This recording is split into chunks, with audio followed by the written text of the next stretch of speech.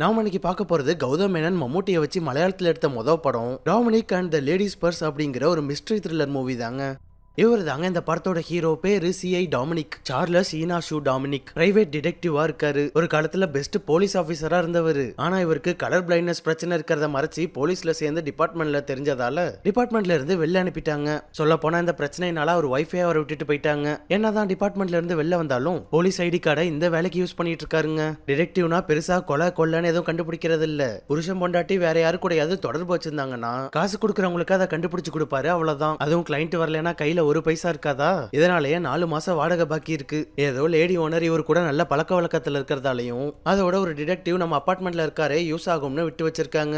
இப்படி ஒரு நிலைமையில இவருக்கு ஒரு அசிஸ்டன்ட் வேற வேலைக்கு எடுக்கிறாருங்க. இவனோட பேரு விக்கி. ஹீரோ வேற எங்க பார்த்தாலும் போலீஸ் ஸ்டேஷனை கூட விட்டு வைக்காம ஒரு அசிஸ்டன்ட் தேவைன்னு ஊரு புறா போஸ்ட் ஒட்டி இருக்கிறத பார்த்துட்டு இப்ப இன்டர்வியூ அட்டென்ட் பண்றதுக்காக வந்திருக்கான். ஹீரோ அவனை பார்த்தோன்னே யூ ஆர் செலக்டட்னு சொல்லி வேலைக்கு எடுத்துடுறாருங்க. எந்த கேள்வியும் கேட்காம எப்படி வேலைக்கு சேர்த்துக்கிட்டாருன்னு பார்த்தா ஆளு நல்ல டிப்டாப்பா பிராண்டட் ட்ரெஸ் போட்டிருக்கான். கண்டிப்பா கொஞ்சம் ரிச்சான பையனா தான் இருப்பான். எப்படியும் டீ காஃபி சாப்பாட்டு செலவுக்கு யூஸ் ஆகும். அதோட புக் மை ஷோல ஒரு டிடெக்டிவ் மூவிக்கு டிக்கெட் மெசேஜ் வந்திருக்கிறத வச்சு கண்டிப்பா அவனுக்கு இந்த ஃபீல்டுல இன்ட்ரெஸ்ட் இருக்குங்கிறது புரிஞ்சிடுது. அது மட்டும் இல்லாம இவன் பைக் வேற வச்சிருக்கானா. ஹீரோ யூஸ் பண்ணிட்டு இருந்த ஓனரோட கார் வேற ரிப்பேரா இருக்கிறதால இவனோட வண்டியும் ஹீரோவுக்கு யூஸ்ஃபுல்லா இருக்கும். இதெல்லாத்தையும் வச்சு தாங்க உடனே வேலைக்கு எடுத்திருக்காப்ல. ஜாயின் பண்ண முதல் நாளே ஒரு புருஷனை ஃபாலோ பண்ணி அவரோட கள்ளக்காதல் ஜோடியை கண்டுபிடிச்சு அவர்கிட்ட காசு கறக்கிறது தாங்க. ஒருத்தவங்களை எப்படி ஃபாலோ பண்ணணும், எப்படி அப்ரோச் பண்ணணும், அவங்க கிட்ட எப்படி காசு வாங்கணும்னு எல்லாத்தையும் சொல்லி கொடுக்கறாப்ல. இப்படி ஹீரோ ஒரு அசிஸ்டன்ட்டை வச்சுக்கிட்டு சில பல வேலைகளை பார்த்துக்கிட்டு இருக்க ஒரு நாள் அவரோட ஓனர் ஹீரோ கிட்ட வந்து ஒரு லேடிஸ் பர்ஸை கொடுத்து அதை யாரோடதுன்னு கண்டுபிடிச்சு அவங்கள்ட்ட கொடுக்க சொல்றாங்க. 4 நாளைக்கு முன்னாடி ஹாஸ்பிட்டல் போயிருந்தப்ப அங்க இந்த பர்ஸ் கிடைச்சது. ஹாஸ்பிட்டல்ல கேட்டு பார்த்த வரையும் அதை யாரோடதுன்னு கண்டுபிடிக்க முடியல.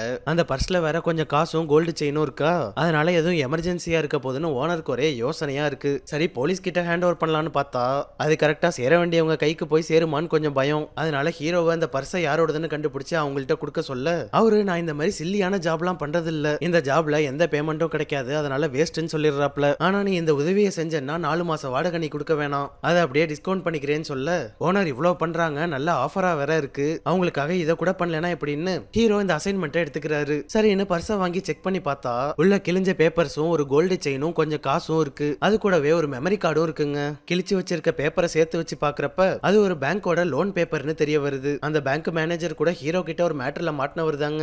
அதனால ஏதாவது தேவைப்படுறப்ப கால் பண்ணி யூஸ் பண்ணிக்குவாரு. ஹீரோ லோன் நம்பரை சொல்லி அக்கௌண்ட் ஹோல்டரோட டீடைல் கேட்க மேனேஜரும் அதை உடனே செக் பண்ணி அந்த டீடைல்ஸை அனுப்பி வைக்கிறாரு. அதுல அக்கௌண்ட் ஹோல்டரோட பேரு பூஜான்னு அவங்களோட ஃபுல் டீடைல்ஸும் தெரிய வருது. உடனே 2 பேரும் கிளம்பி அந்த அட்ரஸ்க்கு வந்து பார்க்க அங்க பூஜாவோட ஃப்ரெண்ட்ஸ் 2 பேர் இருக்காங்க. பூஜா இருக்காங்களா, அவங்கள கூப்பிடுங்க, அவங்களோட பர்ஸை கொடுக்கணும்னு சொல்ல அவங்க பார்த்தா பூஜா 4 நாளா மிஸ்ஸிங்னு ஒரு குண்டை தூக்கி போடுறாங்க. ஓனருக்கு ஹாஸ்பிட்டல்ல பர்ஸ் கிடைச்சது இல்ல, கரெக்டா அந்த டேட்ல இருந்து தான் பூஜாவை காணும். இந்த ஃப்ரெண்ட்ஸ் கிட்ட விசாரிச்சு பார்த்தா பூஜா 2 வருஷத்துக்கு முன்னாடி பிரேக்கப் ஆன அவளோட எக்ஸ் கார்த்தியை பார்க்க போறேன்னு சொல்லிட்டு போனதா சொல்றாங்க. ஆனா அன்னைக்கு அவ பயங்கர டென்ஷன்ல இருந்ததா சொல்றாங்க. மத்தபடி அங்க வேற எந்த டீடைலும் கிடைக்கலையா. அதனால 2 பேரும் அங்க இருந்து கிளம்பிடுறாங்க. இத பத்தி ஹீரோ பர்ஸை கண்டுபிடிச்சு ஹேண்ட் ஓவர் பண்ண சொன்னா அவர் ஓனர் கிட்ட வந்து சொல்ல அவங்க அதை கேட்டுட்டு அப்படின்னா நீ பூஜாவை கண்டுபிடின்னு சொல்றாங்க. இந்த ஓனர் எதுக்கு அடுத்தவங்க மேல இவ்வளவு அக்கறையா இருக்காங்கன்னு பார்த்தா 20 வருஷத்துக்கு முன்னாடி நேவில வேலை பார்த்துக்கிட்டு இருந்த அவங்க பையன் காணா போயிட்டான். இப்ப வரையும் அவன் வருவான்னு எதிர்பார்த்துக்கிட்டு இருக்காங்க. ஆனா இப்ப வரையும் வரல. அதான் வேற யாருக்கும் அந்த மாதிரி ஆயிடக்கூடாதுன்னு ரொம்ப சென்சிட்டிவா இருக்காங்க. அதனால ஹீரோ அவங்க கேட்கறத அவாய்ட் பண்ண முடியாம திரும்ப அந்த கேஸுக்குள்ள இறங்குறாப்ல. பர்ஸ்ல இருந்த மெமரி கார்டுல பூஜா சம்பந்தப்பட்ட ஏதாவது லீடு கிடைக்குதான்னு பாப்போம்னு ஹீரோவும் விக்கியும் என்னென்னமோ பாஸ்வேர்ட்லாம் போட்டு எவ்வளவோ ட்ரை பண்ணி பாக்குறாங்க. ஆனா ஒன்னும் வேலைக்கு ஆக மாட்டேங்குது. கடைசியா ஓனர் அம்மா அவங்களோட பங்குக்கு வந்து ட்ரை பண்றேன்னு அவங்களும் ட்ரை பண்ண அது 2-3 அட்டெம்ப்ட்லயே ஓபன் ஆயிடுது. அப்படி என்னத்தை போட்டுமா ட்ரை பண்ணீங்கன்னு கேட்டா பூஜா 1 2 3 போட்டு பாத்துருக்காங்க, அது ஓபன் ஆயிடுச்சு. உள்ள பார்த்தா நிறைய பூஜாவோட போட்டோஸும் வீடியோஸும் இருக்கு. அதுல 2 வருஷத்துக்கு முன்னாடி நியூ இயர்க்கு முத நாள் கார்த்தியும் பூஜாவும் எங்கேயோ ஹோட்டல்ல ஸ்டே பண்ணியிருந்தப்ப எடுத்த ஒரு வீடியோ இருக்கு. அந்த டேட்டை பத்தி பூஜாவோட ஃப்ரெண்ட்ஸ் கிட்ட கேட்க அவங்க அந்த சமயத்துல தான் பூஜாவுக்கு பிரேக்கப் ஆச்சுன்னு சொல்றாங்க. வீடியோல அவங்க 2 பேரும் ஏதோ ஆர்குமெண்ட் பண்ணிட்டு இருக்கிறத பார்த்தத வச்சு பூஜாவோட ஃப்ரெண்ட்ஸ் கிட்ட அவங்க 2 பேரும் பெருசா எதுக்காவது சண்டை போட்டிருக்காங்களான்னு கேட்க சண்டை வந்திருக்கான்னு டீப்பா அவங்கள பத்தி எதுவும் தெரியாது. ஆனா கார்த்தி கிட்ட காஸ்ட்லியான ஒரு சாரி இருந்ததை பார்த்துட்டு பூஜா அது யாருக்குன்னு கேட்கறப்ப கார்த்தி ஒழுங்கா பதில் சொல்லல. ஏன்னா பூஜாவுக்கு சாரி கட்டுற பழக்கமே கிடையாது. அதனால பூஜா அந்த விஷயத்துல ரொம்ப அப்செட் ஆகி இருந்ததா சொல்றாங்க. அதே நேரம் இவங்க 2 பேரும் வீடியோல இருந்த ரூமோட பேக்ரவுண்ட் பேக்ரவுண்ட் வச்சும் அங்க டிவில லோக்கல் சேனல்ல ஓடிட்டு இருந்த நியூஸை வச்சும் அவங்க மூணார்ல தான் ஒரு ஹோட்டல்ல ஸ்டே பண்ணியிருந்திருக்காங்கன்னு தெரிஞ்சிடுது. அதனால மூணாருக்கு வந்து அந்த மாதிரி டீ எஸ்டேட்டோட வியூல இருக்கிற ஒவ்வொரு ஹோட்டலா விசாரிச்சுக்கிட்டே வர கடைசியா பேக்ரவுண்டை வச்சு அவங்க ஸ்டே பண்ணியிருந்த ஹோட்டலை கரெக்டா கண்டுபிடிச்சிடுறாங்க. ரூம் புக் ஆயிருக்கிறத வச்சு கார்த்தியோட அட்ரஸ் கண்டுபிடிச்சிடலாம்னு பார்த்தா ரூம் பூஜாவோட பேர்ல புக் ஆயிருக்கு. பேமெண்ட்டை செக் பண்ணி பாக்குறப்ப அது கார்த்தியோட பேர்ல டிரான்சாக்ஷன் ஆயிருக்கா. அதனால அந்த டிரான்சாக்ஷன் நம்பரை வச்சு பேங்க்ல கார்த்தியோட அட்ரஸை வாங்கிடுறாப்ல. வீட்டுக்கு வந்து பார்த்தா அங்க கார்த்தியோட தங்கச்சி நந்திதா மட்டும்தான் இருக்காங்க. கார்த்தி எங்க இருக்கான்னு அவனை பத்தி விசாரிக்க அவன் காணா போய் 2 வருஷம் ஆகுதுன்னு இவங்க அதை விட பெரிய குண்டை தூக்கி போடுறாங்க. அதுவும் 2 வருஷத்துக்கு முன்னாடி கார்த்தியும் பூஜாவும் அந்த ஹோட்டல்ல ஸ்டே பண்ணியிருந்த வீடியோ பார்த்தோம்ல, அந்த டேட்ல இருந்து தான் ஆளை காணுமா. அவங்கள்ட்ட உங்களோட அண்ணன் கார்த்தியோட லவ்வர் பூஜாவை பத்தி தெரியுமான்னு கேட்க அவங்க எனக்கு பூஜான்னு யாரையுமே தெரியாதுன்னு சொல்லிடுறாங்க. இருந்தாலும் அக்கம் பக்கத்துல நந்திதாவை பத்தி விசாரிச்சு பார்க்க அங்க அவங்கள பத்தியும் கார்த்திய பத்தியும் எந்த ராங்கான இம்ப்ரெஷனும் வரல. நந்திதா கிட்ட விசாரிச்ச வரையும் எந்த லீடும் கிடைக்கலன்னு ஹீரோ அங்க இருந்து கிளம்ப அப்பதான் நந்திதாவும் அவங்களோட பரதநாட்டிய ஷோக்கு கிளம்புறாங்க. மிஸ்ஸிங் கேஸ விசாரிக்க வந்த இடத்துல இவருக்கு இந்த பொண்ணை பிடிச்சு போச்சுங்க. அதனால இவரே நான் உங்களை டிராப் பண்றேன்னு சொல்லி ஹீரோவே அவங்கள ஷோ நடக்கிற இடத்துல வந்து டிராப் பண்றாரு. ஆனா டிராப் பண்ணிட்டு அப்படியே கிளம்பாம இவர் அவங்க பரதநாட்டியம் ஆடுறத அவ்வளோ ரசிச்சு பாத்துக்கிட்டு இருக்காப்ல. அது மட்டும் இல்லாம மொத்த ஷோவும் முடிகிற வரையும் அங்கேயே வெயிட் பண்றாருங்க. நந்திதா ஷோலாம் முடிச்சுட்டு நைட் அங்க இருந்து கிளம்ப திரும்ப இவரே வீட்டுல டிராப் பண்றதா சொல்லி நைட் அவங்கள வீட்டுக்கு அழைச்சிட்டு கிளம்புறாரு. அப்ப ஜான் ஒருத்தன் நந்திதாவை ஃபாலோ பண்ணிக்கிட்டே வந்து இவங்க போயிட்டு இருந்த காரை பிளாக் பண்ணி நிறுத்திடுறாங்க.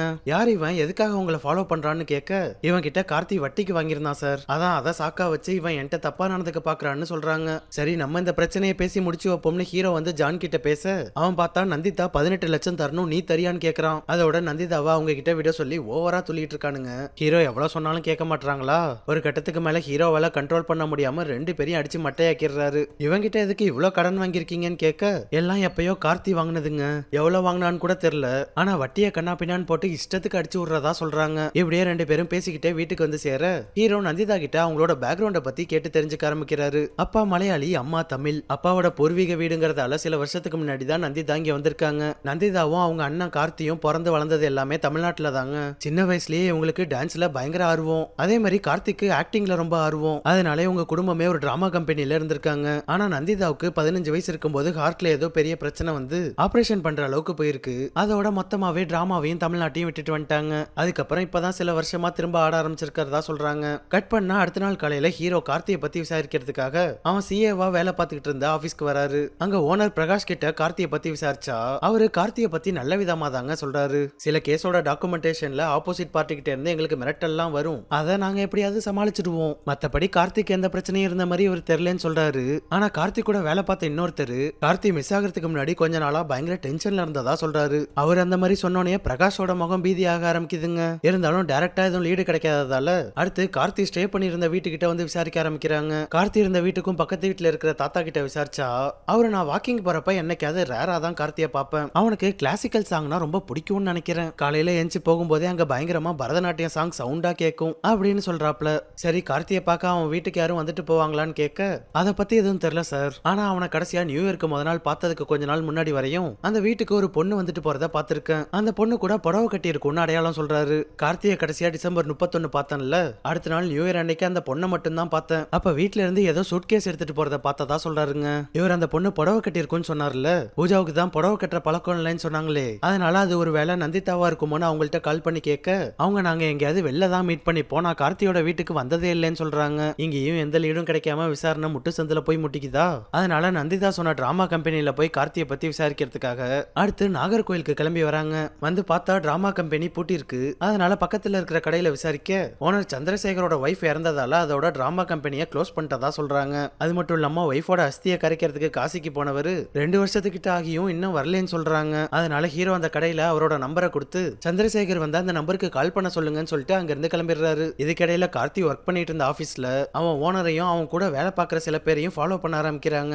அதுல கார்த்தியோட ஓனர் பிரகாஷ் மேல தாங்க இவங்களுக்கு சந்தேகமா இருக்கு. அதனால நேரா பார்த்து அவரை விசாரிப்போம்னு திரும்ப அந்த ஆபீஸ்க்கு வராங்க. பிரகாஷ்க்கு வெயிட் பண்ணிட்டு இருக்கும்போது அவரோட இன்ஸ்டாகிராம் ப்ரொஃபைலை சும்மா செக் பண்ணி பார்த்துக்கிட்டு இருக்க அதுல நியூ இயர் அன்னைக்கு ஈவினிங் எடுத்த போட்டோல அவர் நெத்தியில ஒரு காயம் இருக்கிறத நோட் பண்றாரு. ஆனா அதுவே நியூ இயர்க்கு முத நாள் 31ஆம் தேதி ஈவினிங் எடுத்த போட்டோல எந்த காயமும் இல்லையா. அதுலயே இந்த கேப்ல ஏதோ நடந்திருக்குன்னு ஹீரோக்கு புரிஞ்சிடுதுங்க. ஆனா இவங்க 2 பேரும் ரொம்ப நேரம் வெயிட் பண்ணியும் பிரகாஷ் வரவே இல்ல.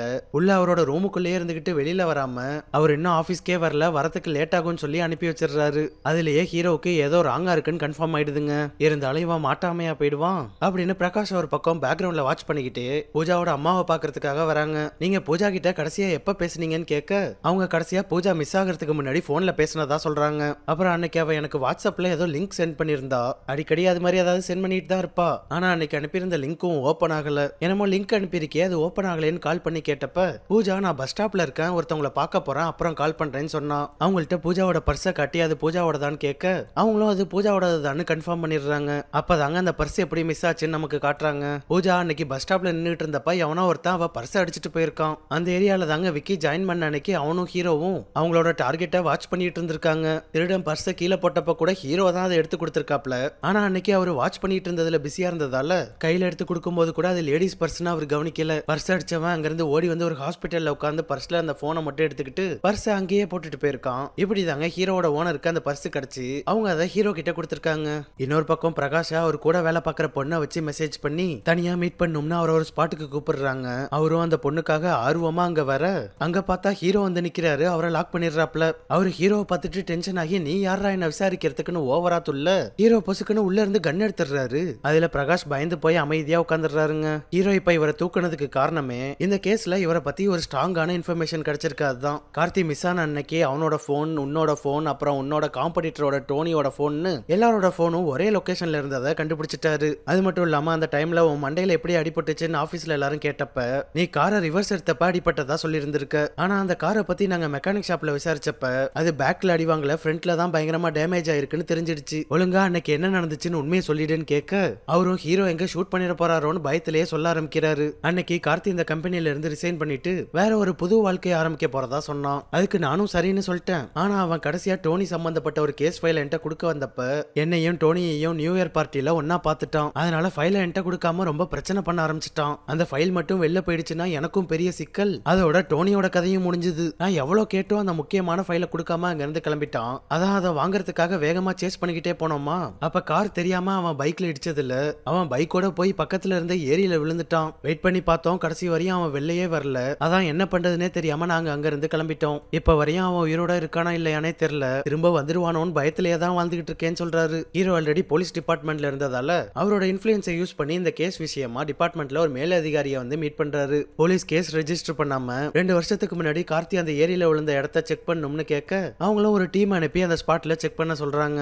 ஆளுங்க எல்லாரும் ஏரிக்குள்ள இறங்கி ஏதாவது கிடைக்குதான் செக் பண்ணி பார்க்க சொன்ன மாதிரியே அந்த ஸ்பாட்ல கார்த்தியோட பைக் கிடைக்குதுங்க. அடுத்து அங்க கார்த்தியோட பாடி கிடைக்குதான் செக் பண்ணி பார்க்க அங்க தண்ணிக்குள்ள கல்லு கட்டி ஒரு மூட்டை கிடக்கிறதா சொல்றாங்க. எது கல்லு கட்டி ஒரு மூட்டை கிடக்கா? இது என்ன புதுசா ஒன்னு சொல்றாங்கன்னு மூட்டையை வெளில எடுத்துட்டு வந்து ஓபன் பண்ணி பார்த்தா அது ரீசெண்டா காணா போன பூஜாவோட பாடி. 2 வருஷத்துக்கு முன்னாடி விழுந்த கார்த்தியோட பாடியை தேடி வந்தா கடைசியில இப்ப சமீபத்துல காணா போன பூஜாவோட பாடி கிடைச்சிருக்கு. அதை பார்த்துட்டு ஹீரோவுக்கும் போலீஸ்க்கும் ஒண்ணுமே புரியலங்க. ஹீரோ ஒரே குழப்பத்துல அங்க இருந்து போயிட்டு இருக்க சைபர் கிரைம்ல இருந்து அவருக்கு ஒரு கால் வருது. இவரு சைபர் கிரைம்ல தெரிஞ்ச ஒரு ஆள் கிட்ட 2 நம்பர் கொடுத்து அதோட கால் ஹிஸ்டரியை கேட்டிருந்ததால அவர் அந்த டீடைல்ஸ் எடுத்துட்டு கால் பண்ணிருக்காரு. ஹீரோ கொடுத்திருந்த 2 நம்பருக்கும் எந்த கால்ஸும் வந்துட்டு போலன்னு சொல்றாரு. அடுத்து பூஜாவோட அம்மாவுக்கு கால் பண்ண ஹீரோ கடைசியா பூஜா ஏதோ லிங்க் அனுப்பியிருந்ததா சொல்லியிருந்தாங்கல்ல, அதை இவருக்கு சென்ட் பண்ண சொல்ல அவங்களும் அந்த லிங்கை உடனே ஃபார்வர்ட் பண்ணி விடுறாங்க. ஓபன் பண்ணி பார்த்தா அது நந்திதா டான்ஸ் ஆடுற ரீல் வீடியோங்க. அதை வச்சு பூஜாவுக்கு நந்திதாவை தெரிஞ்சிருக்குன்னு புரிஞ்சிடுது. ஆனா பூஜாவுக்கும் நந்திதாவுக்கும் என்ன சம்பந்தம்னு இவங்களுக்கு ஒண்ணுமே புரியல. அதனால அதை பத்தி நந்திதா கிட்டே கேட்டு தெரிஞ்சுப்போம்னு நேரா கிளம்பி நந்திதாவோட வீட்டுக்கே வந்துடுறாரு. கார்த்தி ஒரு ஏரியில விழுந்து அவனோட பாடி அங்க இருக்கிறதா இன்ஃபர்மேஷன் வந்துச்சு. ஆனா தேடி பார்த்ததுல அவனோட பாடி கிடைக்கலன்னு சொல்ல அப்பதான் கார்த்தி சாகல, எங்கேயோ உயிரோட தான் இருக்கான்னு அவங்களுக்கு நிம்மதியே வருது. ஆனா ஹீரோ அங்க பூஜாவோட பாடி கிடைச்சதை பத்தி அவங்கள்ட்ட எதுவும் சொல்லிக்கல. இன்னைக்கு தான் கார்த்தியோட பர்த்டேவாம். அதனால அவனுக்கு பிடிச்ச ஸ்பெஷல் பாயசம் பண்ணிருக்கேன்னு ஹீரோக்கு எடுத்துட்டு வரதுக்காக உள்ள போறாங்க. அங்க ஃப்ரிட்ஜை திறந்தா அதுக்குள்ள ஜானோட பாடி இருக்கு. இவங்களை கூட ஒரு கந்து வட்டிக்காரன் ஃபாலோ பண்ணி டார்ச்சர் பண்ணிட்டு இருந்தான். ஹீரோ கூட இவங்களை அவன்கிட்ட இருந்து காப்பாத்தினார்ல, அவனோட பாடி தாங்க இப்ப ஃப்ரிட்ஜுக்குள்ள இருக்கு. ஹீரோ அன்னைக்கு நந்திதாவை வீட்டுல வந்து விட்டுட்டு போனதுக்கு அப்புறம் ஒரு நாள் அவன் இங்கே திரும்ப வீட்டுக்கே வந்திருக்கான். இவங்களும் அவனுக்கு கோஆபரேட் பண்ற மாதிரி ஆக்டிங் போட்டு அவனுக்கு பாயசம் எல்லாம் கொடுத்திருக்காங்க. கடைசியில பார்த்தா அது பாய்சன் கலந்த பாயசங்க. அவ்வளவுதான், சாப்பிட்டோனே தொண்டை கவ்வி செத்து போயிட்டான். இப்ப ஹீரோ வேற எதையோ உண்மையை கண்டுபிடிச்சிட்டாருன்னு புரிஞ்சிட்டதால இவருக்கும் பாயசத்தை கொடுத்து பரலோகத்துக்கு அனுப்பி வச்சிருவோம்னு இப்ப ஹீரோவுக்கும் அதே மாதிரி பாயசத்தை கொடுக்குறாங்க. கொஞ்ச நேரத்துக்கு முன்னாடி சைபர் கிரைம்ல இருந்து கால் பண்ணி 2 நம்பரையும் ட்ராக் பண்ணதுல 2த்துக்கும் எந்த காலும் வந்துட்டு போலன்னு சொன்னாங்கல்ல, அது வேற யாரோடதும் இல்ல, அது கார்த்தியோட நம்பரும் நந்திதாவோட நம்பரும் தான். இத்தனை வருஷத்துல ஒரு தடவை கூட பிறந்தவங்களுக்கு ஒரு தடவை கூட கால் போயிட்டு வரலையா?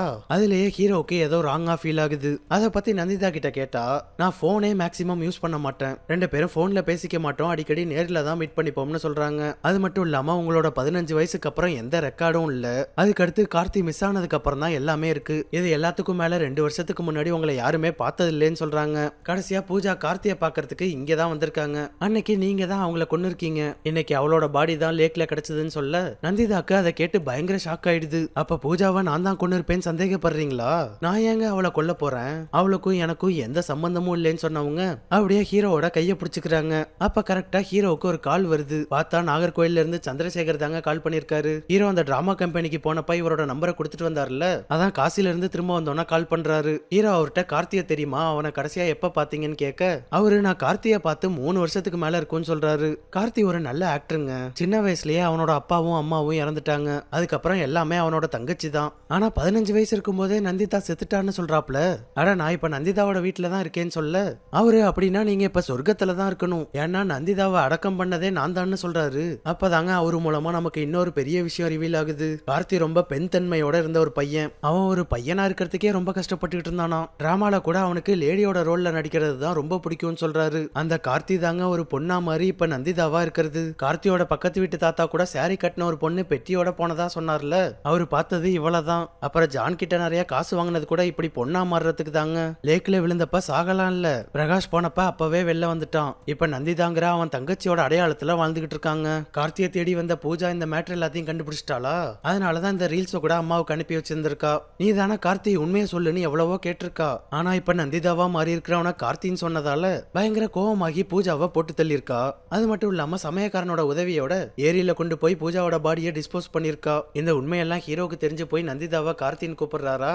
அதுல நந்திதா என்கிற கார்த்திக்கு கோவம் வந்துருது. ஹீரோக்கு உண்மை தெரிஞ்சிட்டதால பயங்கர கொலவெறியாகி ஹீரோவை கொல்ல பாக்குறா. ஹீரோ அவளை பிடிச்சி தடுத்துக்கிட்டு அவகிட்ட இருந்து எப்படியோ தப்பிச்சுக்கிட்டு இருக்க அப்ப கரெக்டா சமயக்காரன் ஹீரோட மண்டையில ஒரே போடா போட்டுறான். அதுல ஹீரோவோட பார்வை மங்கலாகி திணறிட்டு இருக்க அப்ப கார்த்தி ஒரு கத்தி எடுத்து ஹீரோவை ஒரே சொருவா சொருவிடுறா. நல்ல வேளை ஹீரோ உள்ள போய் ரொம்ப நேரம் ஆள காணுமேன்னு சந்தேகப்பட்டு விக்கி அவரை தேடி உள்ள வரான். அங்க கார்த்தியும் சமயக்காரனும் ஹீரோவை கொண்டுகிட்டு இருக்கிறத பார்த்துட்டு விக்கி பேகுக்குள்ள இருந்து கன் எடுக்க உடனே சமயக்காரனும் கார்த்தியும் அங்கிருந்து எஸ்கேப் ஆயிடுறாங்க. ஹீரோ உயிருக்கு போராடிட்டு இருக்கிறதால ஆம்புலன்ஸுக்கும் போலீஸ்க்கும் கால் பண்ண சொல்ல விக்கியும் உடனே அவங்களுக்கு கால் பண்றான். அப்பதான் கார்த்திக் கொஞ்சம் கொஞ்சமா நந்திதாவா மாறிட்டு இருக்க பிளாஷ்பேக்கை காட்டுறாங்க.